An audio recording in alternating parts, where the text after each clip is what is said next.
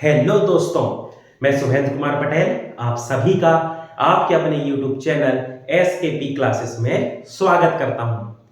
रक्त परिसंचरण तंत्र ब्लड सर्कुलेटरी सिस्टम की हमारी श्रृंखला चल रही है। उसमें हमने हृदय के फैक्ट, हार्ट्स के इंपॉर्टेंट फैक्ट, हार्ट के दो पार्ट होंगे उसके आपको मिल जाएंगे।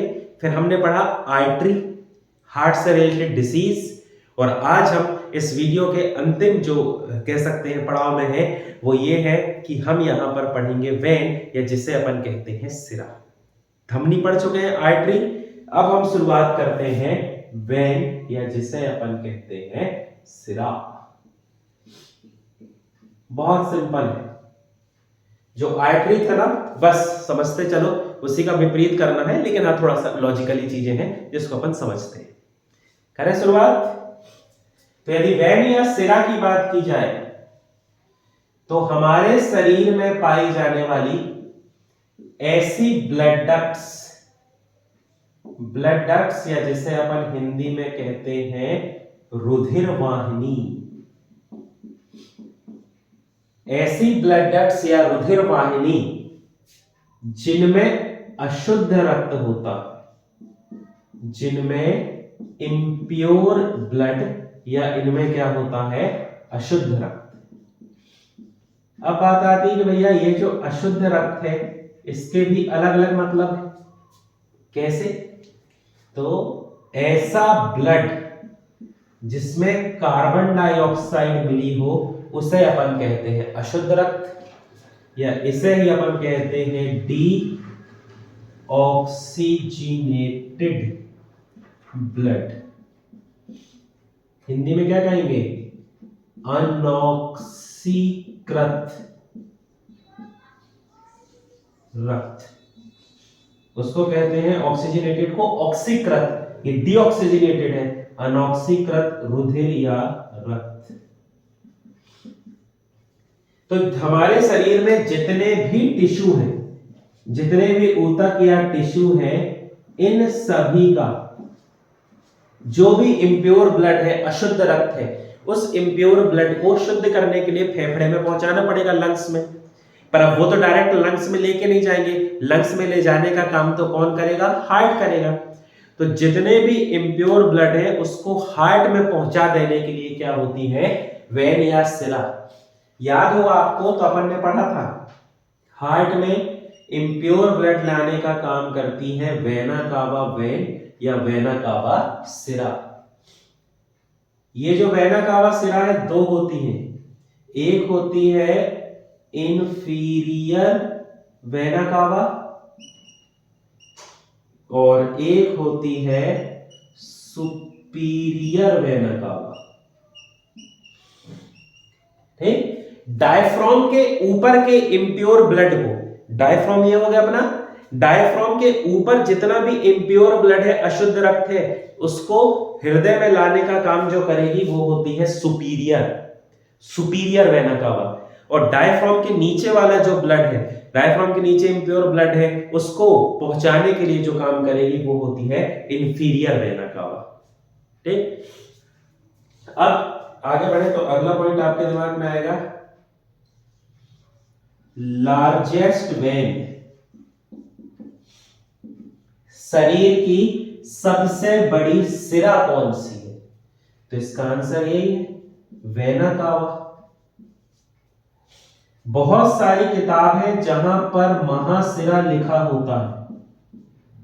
ठीक? तो महासिरा भी यदि ऑप्शन में आ जाए, जैसे अयोटा को महाधमनी कह रहे हैं, वेना कावा का मान लो महासिरा आ जाए तो टिक कर देना कि वेना कावा महासिरा, शरीर की सबसे बड़ी क्या होती है? सिरा। फिर अगला अपन क्या पढ़ते हैं? Exception of when. आर्टरी में भी पढ़े थे, याद करो। इसे अपन कहेंगे सिरा का अपवाद। अपवाद मतलब जो अलग काम कर रहा है। सिरा का काम होता है इम्प्योर ब्लड या अशुद्ध रक्त को पहुंचाना, लेकिन ये जो वेन है ये कौन सी है? Pulmonary vein. याद करो, ये जो पल्मोनरी सिरा है ये पल्मोनरी सिरा क्या करती है, फेफड़े से शुद्ध रक्त को या प्योर ब्लड को वापस हृदय में लाती है। तो इसमें कौन सा ब्लड होता है, प्योर ब्लड, शुद्ध रक्त, इसीलिए इसे कहा जाता है सिरा का अपवाद। अब यहां अपन ये लॉजिक समझेंगे कि क्या धमनी का अपवाद, सिरा का अपवाद, ये क्यों ऐसा नाम आया, क्या कैसा हुआ, इस कहानी को समझते हैं। ठीक, चलिए आगे बढ़ेंगे। इसके लिए अपन को थोड़ी से वेन के स्ट्रक्चर को समझना होगा कि वेन के स्ट्रक्चर की क्या कहानी है, कैसा क्या सिस्टम है। देखो, जैसे धमनी की संरचना थी वैसा ये कुछ बहुत नहीं है, बस एक दो पॉइंट जोड़ना पड़ेगा। ये मान लो हमारे शरीर की कोई सिरा है, इस सिरा के बीचों बीच वाला खाली हिस्सा जहां से ब्लड बहता है उस हिस्से को कहते हैं ल्यूमेन। ये जो हिस्सा है, ये हिस्सा क्या कहलाता है, ल्यूमेन। याद करो, जब अपन वेन आर्टरी बनाए थे, धमनी, तो हमने ल्यूमेन को बहुत छोटा बनाया था। उसका जो एरिया था वो बहुत कम था, और कम एरिया होने की वजह से ब्लड वहां ज्यादा प्रेशर से बह रहा था। ये वेन या सिरा में देखो, ये जो ल्यूमेन है, इस ल्यूमेन का एरिया ज्यादा है, इसीलिए सिरा में बहने वाला जो ब्लड है उस ब्लड का प्रेशर कम होगा। ठीक, जबकि धमनी में जो ब्लड बहेगा उसका ल्यूमेन छोटा है, इसलिए ज्यादा प्रेशर है। अपन जानते हैं ना, P बराबर F upon A, pressure is equal to force upon area. यहां एरिया ज्यादा है, एरिया यदि यहां पर ज्यादा हो गया है तो प्रेशर क्या हो जाएगा, कम। वहां पर ल्यूमेन का एरिया कम था, इसलिए प्रेशर ज्यादा था। इसलिए आप देखना, आपने ऐसा सुना होगा कि कहते हैं कि लोग नस काट लेते हैं, है ना, बोलचाल में ऐसा सुना होगा कि लोग यहाँ पर, ये जो ऊपर जो दिख रही है ना, ये वेन है, ये सिरा होती है। देखो आप, नीले कलर की या हरे कलर की आप कहें दिख रही है, इसमें अशुद्ध रक्त है, इम्प्योर ब्लड। धमनी तो अंदर है, तो क्या होता है, आदमी यहाँ पर ऐसे काट लेता है, खून तो निकलता है लेकिन उसकी मृत्यु नहीं होती है। हो सकता है चक्कर आ जाए, ज्यादा ब्लड का फ्लो हो जाए तो चक्कर अक्कर खा के गिर जाए, पर मृत्यु नहीं होगी, क्योंकि वो जब यहां पर काट रहा है तो वो क्या काट रहा है, वेन, सिरा। तो दो चीजें, एक तो सिरा में ब्लड का प्रेशर कम है, और दूसरा वेन या सिरा में इम्प्योर ब्लड है, अशुद्ध रक्त है। तो एक तो ब्लड कम स्पीड से निकल रहा है और जो निकल रहा है वो इम्प्योर है ना। ऐसा नहीं है कि नुकसान नहीं करेगा, करेगा, लेकिन उसी के बदले यदि वो आदमी यहां काट ले इस हिस्से में, तो ये क्या होती है, आर्टरी है, धमनी, एक तो प्योर ब्लड और ऊपर से तेजी से निकलेगा। तो यहां काटने पे आपने मूवी में देखा होगा कि यहां जब काटते हैं तो इंसान की मृत्यु हो जाती है। ठीक, तो ब्लड जो है वेन में लेमिना का एरिया ज्यादा है, इसलिए बहने वाले ब्लड का फ्लो या प्रेशर यहां पर क्या होता है, कम होता है। ठीक, देखो, यदि अपन बात करते हैं वेन की, तो वेन के अंदर वाला जो हिस्सा है, जो ल्यूमेन वाला हिस्सा है, उस हिस्से के अंदर वॉल्व या कपाट लगे होते हैं। बहुत सारे ऐसे लगे होते हैं वॉल्व, या जिन्हें अपन कहते हैं कपाट।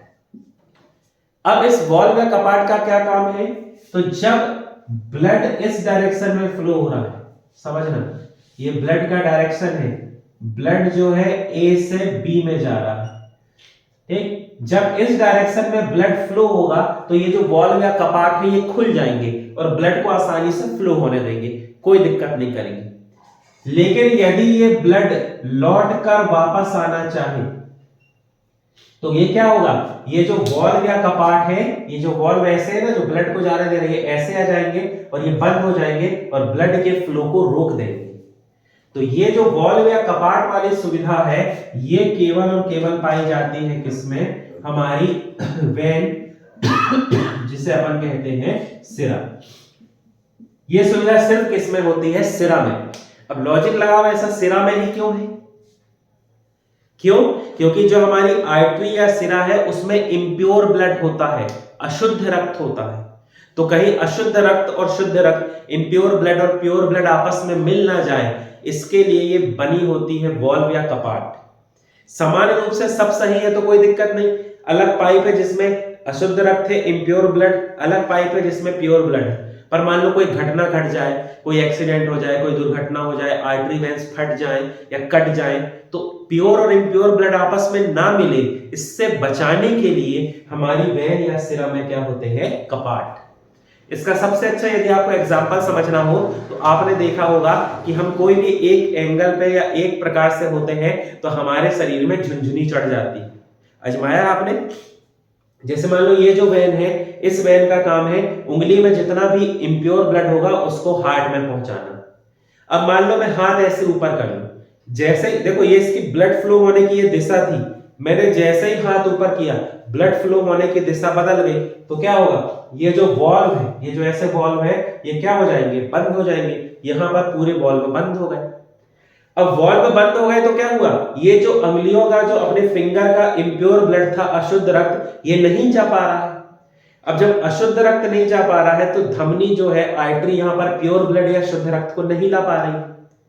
और बहुत देर तक जब हमारी मसल्स को प्योर ब्लड नहीं मिलता है तो हमारा ब्रेन हमें सिग्नल देता है कि भैया क्या कर रहे हो, क्या कैसे क्या कर रहे हो, कि यहां पर शुद्ध रक्त या प्योर ब्लड ही नहीं पहुंच रहा है। अब यदि प्योर ब्लड नहीं पहुंचाओगे तो हम काम कैसे करेंगे, तो ब्रेन हमें सिग्नल देता है, उसी को अपन कहते हैं झुनझुनी चढ़ना। फिर आप ऐसे करके हाथ ऐसे करो, ऐसे झटकारो, ऐसे 2-3 बार ऐसे बंद करो, सब नॉर्मल हो जाएगा। क्योंकि जैसे ही दिशा बदलेगी वॉल्व या कपाट जो बंद थे वो खुल जाएंगे, है ना, जो ब्लड का फ्लो है वो चालू हो जाएगा। और यहां से इम्प्योर ब्लड चला गया तो धमनी यहां पर क्या ला देगी, प्योर ब्लड, शुद्ध रक्त, है ना। जैसे आप ऐसे सिर पे हाथ रख के सो जाओ रात के तो भी झुनझुनी चढ़ेगी, बहुत देर पालथी मार के बैठ जाओ तो भी झुनझुनी चढ़ जाएगी। तो ये इसी का कारण होता है, जब किसी एरिया से इम्प्योर ब्लड नहीं जा पाता है और वहां पर प्योर ब्लड, शुद्ध रक्त, ऑक्सीजन लेकर नहीं आ पाता है, तो वो हिस्सा हमें इशारा करता है, सिग्नल भेजता है, उसे ही हम कहते हैं झुनझुनी चढ़ना। उम्मीद करता हूं ये आप समझ गए होंगे। ठीक, तो ये जो वॉल्व या कपाट है ये सिर्फ किसमें होते हैं, सिरा में। तो याद रखना, धमनियों में आर्टरीज जो होती हैं उनमें कपाट नहीं होते हैं। इसमें ल्यूमेन का आकार ज्यादा है इसलिए भी ब्लड प्रेशर कम है, और दूसरा कारण ये वॉल्व या कपाट है। कपाट में ब्लड बह रहा है ना, तो बार बार उसमें रुकावट उत्पन्न कर रहे हैं, बार बार उसको रेसिस्ट कर रहे हैं, इसलिए ब्लड का फ्लो कम हो गया। तो 2 कारण है सिरा में रक्त का जो दाब है उसके कम होने के, एक ल्यूमेन का आकार ज्यादा होना और दूसरा कपाट या वॉल्व की उपस्थिति होना। ठीक, अब इसी से अपन अपवाद को समझने की कोशिश करेंगे। ठीक, अब डायग्राम में पूरा नहीं बना रहा हूं, मैं सिर्फ समझाने के हिसाब से डायग्राम बनाऊंगा, हार्ट अपन पढ़ चुके हैं। ठीक, चलिए समझेंगे। अपना जो हार्ट है,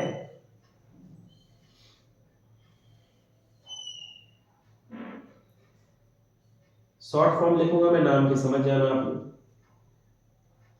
ये हो गया राइट ऑरिकल दाएं आलिंद, ये हो गया राइट वेंट्रिकल दाएं निलय, ये हो गया लेफ्ट ऑरिकल बाएं आलिंद, ये हो गया लेफ्ट वेंट्रिकल बाएं निलय। हार्ट पूरा डिटेल में पढ़ चुके हैं पर इसलिए मैं शॉर्ट में बता रहा हूं।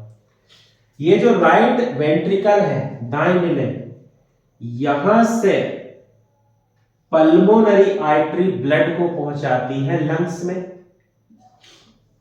लंग्स या फेफड़े इस इम्प्योर ब्लड को, अशुद्ध रक्त को, लंग्स में जब आया तो ये इम्प्योर ब्लड है, इस अशुद्ध रक्त को ये जो लंग्स है ये बदल देते हैं किसमें, प्योर ब्लड में, शुद्ध रक्त में, रेस्पिरेशन के द्वारा। और ये जो प्योर ब्लड है अब इसे वापस ले जाने का काम कौन कर रही है, पल्मोनरी वेन। अब समझो कि ये नामकरण की कहानी आई कैसे। देखो ये जो है ये पाइप, मान लो आपको इसका नाम नहीं मालूम, आप नहीं जानते ये क्या है। ये जो पाइप जो लंग्स से, फेफड़े से प्योर ब्लड को हमारे हार्ट में लेकर जा रहा है, ये क्या है, इसमें पाए जाते हैं वॉल्व या कपाट। ये जो पाइप है इस पाइप में क्या होते हैं, वॉल्व या कपाट। ऐसा इसलिए होता है कि जब लंग्स ब्लड को साफ कर दे तो वो वापस हृदय में चला जाए और हृदय से लौट कर वापस ना आए, नहीं तो वो तो यही चलता रहेगा ना कि लंग्स उसको हृदय में पहुंचाया, फिर हार्ट लंग्स में, तो आगे कैसे बढ़ेगी प्रोसेस। तो ब्लड लेफ्ट ऑरिकल से बाएं आलिंद से वापस फेफड़े में ना आ जाए, इसलिए यहां पर भी क्या होते हैं, वॉल्व या कपाट। आप देख सकते हो ये कपाट यूनिडायरेक्शनल है, एक दिशा में काम कर रहे हैं, इस दिशा से यदि ब्लड आ रहा है तो ये बंद हो जा रहा है। वैसे ही वॉल्व या कपाट होते हैं इसमें। तो कहा गया कि भैया वॉल्व या कपाट जिसमें होते हैं वो वेन या सिरा होती है, इसीलिए इस पाइप को भी क्या कहा गया, वेन, या इसे भी क्या कहा गया, सिरा। और ये हमारे लंग्स से जा रही है, लंग्स से रिलेटेड होने के कारण इसे कहा जाता है पल्मोनरी। फेफड़े से जो भी संबंधित होगा ना उसमें पल्मो शब्द आता है, जैसे study of lung pulmonology, lungs के जो स्पेशलिस्ट होंगे पल्मोनोलॉजिस्ट। तो वैसे ही ये जो वेन है, ये वेन वॉल्व होने के कारण वेन है। इसे सिरा क्यों कह रहे हैं, क्योंकि इसमें क्या है, वॉल्व, या इसमें क्या है, कपाट। और पल्मोनरी सिरा इसलिए कह रहे हैं क्योंकि ये किससे जुड़ी है, हमारे लंग्स से जुड़ी हुई है। तो कपाट होने के कारण सिरा है, और सिरा होने के बावजूद भी ये कौन सा ब्लड लेकर जाती है, प्योर ब्लड, ऑक्सीजनेटेड या शुद्ध रक्त लेकर जाती है, इसलिए इसे कहते हैं सिरा का अपवाद। अब यही से लॉजिक लगा लो, ये जो राइट वेंट्रिकल या दाएं नीले से आ रही है पल्मोनरी आर्टरी, इस पल्मोनरी आर्टरी में वॉल्व या कपाट नहीं है। जब यहां पर वॉल्व नहीं है तो कहा गया कि भैया वॉल्व जिसमें नहीं होते उसे आर्टरी कहते हैं। वॉल्व नहीं है तो वो क्या है, आर्टरी, इसमें वॉल्व नहीं है तो ये आर्टरी लंग्स से जुड़ी हुई है, इसलिए इसका नाम क्या हो जाएगा, पल्मोनरी आर्टरी। तो पल्मोनरी आर्टरी, आर्टरी होते हुए कौन सा ब्लड लेकर जाती है, इम्प्योर ब्लड, और पल्मोनरी वेन, वेन होते हुए कौन सा ब्लड लेकर जाती है, प्योर। तो इनके आर्टरी और वेन, धमनी और सिरा होने का निर्धारण जो कर रहा है वो फैक्टर है वॉल्व, कपाट। कपाट सिर्फ सिरा में होता है जो यूनिडायरेक्शनल होता है और ब्लड को एक ही दिशा में जाने देता है। यदि ब्लड दिशा बदलेगा तो वॉल्व या कपाट बंद हो जाते हैं। ठीक, तो आप यहां पर लॉजिक समझ गए होंगे कि क्यों जो होता है हम उसका नाम धमनी और एक का नाम क्या रख रहे हैं, सिरा। ठीक, अब ऐसा आप मेरे को लग नहीं रहा कि आपको यहां बहुत ज्यादा कोई दिक्कत आएगी। हिंदी में इनके नाम होते हैं, पल्मोनरी आर्टरी को कहते हैं फुसफुसीय धमनी, पल्मोनरी सिरा को कहते हैं फुसफुसीय सिरा। तो इतनी हिंदी आएगी नहीं, है ना, इसलिए आप इंग्लिश याद रख लो। पल्मोनरी आर्टरी, फुसफुसीय धमनी, पल्मोनरी वेन, फुसफुसीय सिरा। ठीक, अब जैसे अपन जब आर्टरी पढ़ रहे थे, धमनी पढ़ रहे थे, तो अपन ने क्या पढ़ा था कि ब्लड प्रेशर हमेशा किससे मापा जाता है, आर्टरी से। अपन ने आर्टरी का नाम भी पढ़ा था कि ब्लड प्रेशर मापते किससे हैं अपन, आर्टरी से। वैसे ही याद रखना, जब भी हमें ड्रिप लगती है, मतलब कभी भी बॉटल लगाई जाती है या इंजेक्शन लगाई जाती है, तो वो ड्रिप हमेशा वेन या सिरा में लगाई जाती है। अब ऐसा तो होगा नहीं कि जिस अंग में लगाना वहीं लगा दे। मान लो लीवर की दवाई है तो अब लीवर में थोड़ी इंजेक्शन लगाओगे, तो क्या करते हैं, उसको डाल दिया जाता है हमारी वेन्स में। यही देखना, बॉटल लगती है, ये वेन्स में लगती है। दो कारण है, एक तो सिरा इतनी, धमनी जो है आर्टरी अंदर खोजोगे कैसे, ढूंढ ही नहीं पाएंगे। वेन हमें ऊपर आसानी से मिल जाती है, प्लस वेन इम्प्योर ब्लड को लेकर हार्ट में ही जाएंगी और हार्ट फिर लंग्स में पहुंचा के साफ करेगा, फिर हार्ट में आएंगी और हार्ट से पूरे शरीर में पहुंच जाएंगी। तो वो जो दवाई अपन ने ड्रिप में पहुंचाया है, इंजेक्शन में पहुंचाया है, वो भी पूरे शरीर में पहुंच जाएगी। जिस हिस्से को जरूरत होगी वो उसका उपयोग कर लेंगे। इसीलिए ड्रिप जो है हमेशा किस में लगती है, वेन या सिरा में। बॉटल हमेशा किस में लगती है, इंजेक्शन, ये सभी लगती है सिरा में। ठीक, बस एक पॉइंट और समझ लें आप, study of artery and veins, विज्ञान की वह शाखा जिसमें धमनी और सिरा का अध्ययन किया जाता है, तो उसे कहा जाता है एंजियोलॉजी। ये कहलाता है एंजियोलॉजी। इसलिए आप देखना, जब अपन हार्ट डिसऑर्डर्स पढ़ रहे थे, हृदय से संबंधित रोग, तो उसमें अपन क्या कह रहे थे, एंजियोग्राफी, एंजियोप्लास्टी। हमारी जिस आर्टरी में ब्लॉकेज था उस आर्टरी का पता लगाना था ना, फिर जिस आर्टरी या धमनी में ब्लॉकेज था उसी का उपचार करना था, ट्रीटमेंट करना था। तो वो आर्टरी या धमनी से संबंधित थे, इसलिए उसे कह रहे थे एंजियोग्राफी, एंजियोप्लास्टी, क्योंकि धमनी और सिरा का अध्ययन ही क्या कहलाता है, एंजियोलॉजी। ठीक, तो दोस्त यहां पर अपना जो टॉपिक है रक्त परिसंचरण तंत्र, ब्लड सर्कुलेटरी सिस्टम, ये टॉपिक पूरे तरीके से समाप्त होता है। ब्लड हम पहले पढ़ चुके हैं, ब्लड की प्लेलिस्ट आपको मिल जाएगी इसी चैनल की में, प्लेलिस्ट ब्लड हम पढ़ चुके हैं। हार्ट को हमने पढ़ लिया, हार्ट का मैकेनिज्म, और फिर उसके बाद 2 वीडियो में हमने हार्ट के इंपॉर्टेंट फैक्ट देखे। फिर हमने पढ़ा हार्ट के डिसऑर्डर, हृदय संबंधी रोग जितने थे वो पढ़े। फिर हमने पढ़ा आर्टरी, और फिर अगली जो वीडियो उसमें हमने पढ़ा वेन। इसी के साथ ये 4 फैक्टर होते हैं जो रक्त परिसंचरण तंत्र, ब्लड सर्कुलेटरी सिस्टम का निर्धारण करते हैं। हमने चारों फैक्टर को पढ़ लिया। आपको यदि कोई और जानकारी जानना है, आप कुछ और पढ़ना चाहते हैं, तो आप हमें कमेंट बॉक्स में बता दें, जो छूटा है वो आपको बता दिया जाएगा। हमारे चैनल से संबंधित जानकारी के लिए हमारे चैनल से जुड़े रहें, अच्छी पढ़ाई करें, अच्छे मॉक टेस्ट दें, पढ़ते रहें, जो भी दिक्कत आई आप पूछ सकते हैं। चैनल से जुड़ने के लिए बहुत बहुत धन्यवाद।